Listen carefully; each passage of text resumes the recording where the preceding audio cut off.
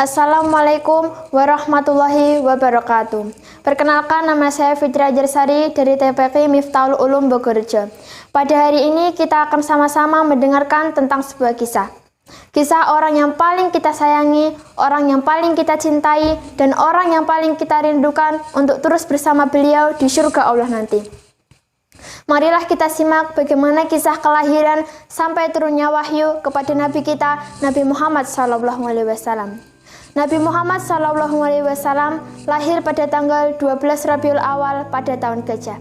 Dinamakan tahun Gajah karena pada saat itu ada seorang raja Yaman yang bernama Abraha sangat benci kepada Ka'bah dan Mekah. Karena Ka'bah dan Mekah membuat orang berbondong-bondong untuk datang ke negeri tersebut. Berbondong-bondong untuk berkumpul, beribadah menyembah berhala-berhala di sana, dan melakukan perdagangan-perdagangan yang hebat di sana. Membuat Raja Abraha iri dengan keadaan kota Mekah dan Ka'bah yang senantiasa ramai tersebut. Sehingga Raja Abraha pun pada akhirnya memanggil tentara-tentara bergajahnya untuk menghancurkan Ka'bah dan Mekah. Maka tentara-tentara bergajah itu pun pada akhirnya hendak menghancurkan Ka'bah dan Mekah. Namun, seperti yang dijelaskan pada surah Al-Fil, datanglah burung-burung yang di dalam mulutnya membawa berupa batu-batu sijil.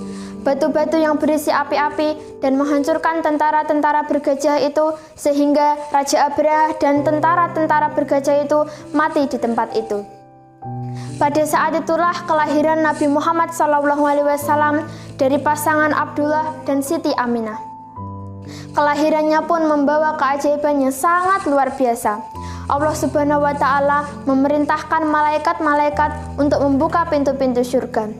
Dan semua yang ada di bumi menjadi tenang, semua menjadi tentram, langit kemudian menjadi tenang, angin kemudian bersepoi-sepoi, tanaman-tanaman menjadi subur, dan yang terjadi pada bayi tersebut keluar cahaya yang sangat terang menyinari seluruh kota. Maka itulah kelahiran bayi yang belum pernah ada namanya sebelumnya Ahmad atau Muhammad. Nabi Muhammad SAW lahir dalam keadaan yatim, karena sejak masa kandungan sang ayah Abdullah telah meninggal dunia. Ketika Rasulullah SAW dilahirkan, kebiasaan penduduk pada saat itu ialah menyerahkan sang bayi untuk disusui kepada wanita pedesaan. Pertama kali disusui oleh Uwaibah yang juga menjadi ibu susu bagi pamannya Hamzah bin Abdul Muthalib. Hanya beberapa hari saja kemudian disusui oleh wanita pedesaan yang bernama Halimatus Sya'diyah.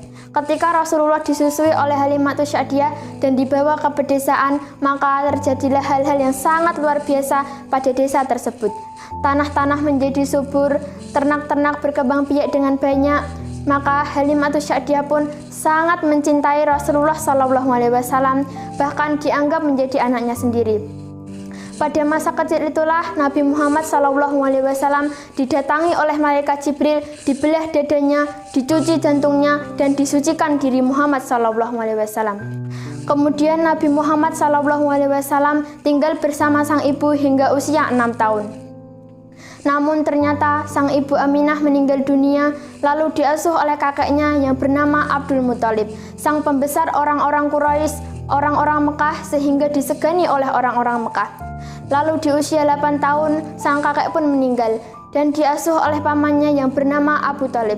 Di bawah asuhan Abu Thalib inilah Rasulullah belajar cara menggembala dan belajar sejak kecil caranya berdagang. Bertahun-tahun kemudian, Nabi Muhammad tumbuh menjadi remaja yang sangat luar biasa dan digelari Al-Amin karena terpercayaannya, karena kata-katanya yang penuh dengan hikmah dan penuh dengan kejujuran. Lalu di usia 25 tahun, sang Muhammad yang belum menjadi Rasul itu pun akhirnya berjualan ke negeri Syam, membawa dagangan seorang janda, janda yang suci, janda yang mulia, janda yang bernama Khadijah binti Khuwailid radhiyallahu anha. Ternyata dari hasil perdagangan tersebut menghasilkan keuntungan yang berlipat-lipat. Sehingga teman seperjalanannya yang bernama Maisyarah akhirnya memberitahukan hal tersebut pada sang Khadijah. Lalu Khadijah pun akhirnya terpesona dengan Muhammad. Maka Khadijah wanita yang mulia itu pun akhirnya melamar sang Rasulullah dan akhirnya pun mereka menikah, lalu dikaruniai 6 orang anak yang bernama Abdullah, Qasim yang sudah meninggal sejak kecil, Ruqayyah, Zainab, Ummi Kulsum, dan juga Fatimah si bungsu. Lalu di usia-usia menjelang 40 tahun, Sang Muhammad senantiasa berdiam diri di Gua Hira untuk merenungkan keadaan-keadaan Mekah yang pada saat itu sangat penuh dengan kebodohan, penuh dengan kezaliman, penuh dengan kebencian, dan banyak maksiat di mana-mana. Sehingga mengakibatkan Rasulullah sangat senang sekali berdiam diri di Gua Hira. Dan di Gua Hira itulah pada saat usia Rasul 40 tahun, Rasul menerima wahyunya yang pertama kali, yaitu surah Al-Alaq ayat 1-5. 5 ayat tersebut memerintahkan sang Rasul untuk senantiasa membaca, menganalisa, dan menelaah. Islam menyuruh kita untuk senantiasa membaca agar dapat memberitahukan tentang kebenaran-kebenaran Al-Quran secara terus-menerus dan berangsur-angsur.